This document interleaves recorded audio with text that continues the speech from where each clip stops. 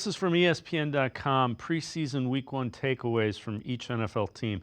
They say it was a quiet afternoon for Mike Hall Jr., played 29 defensive snaps, recorded only 1 assisted tackle, but on a third down play showed the pass rush skills the Browns like in his potential.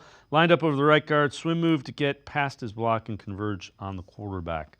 Preseason games are so hard to judge because you've got, are you going against the ones? Are you going against twos? If you play late enough, you're going against guys that probably aren't going to be on NFL rosters. Hall's,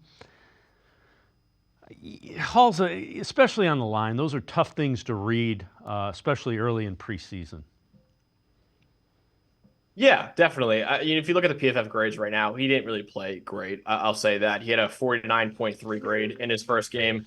So sorry about that. But I think you look at the run D, you look at the pass rush. I think, he's a guy that can definitely get better. But I think that right now, that first preseason game, he didn't play great in his first game. So I would say Michael Hall Jr. is certainly a lot of room for improvement. But the good thing about him is that he's not going to be probably relied on to be a starter immediately with guys like Shelby Harris there and Dalvin Tomlinson, even Maurice Hurst and Quentin Jefferson ahead of him, maybe on the depth chart too. So he won't be relied on immediately, even though he was the first draft pick for the Browns. But I think that he's a guy who's going to be a solid player long term. But it definitely was kind of a forgettable preseason week 1 for him. Yeah, they're going to look to use him in specific down in distances and situations where he can hopefully get one-on-ones and take advantage of them. That's kind of how they've targeted him.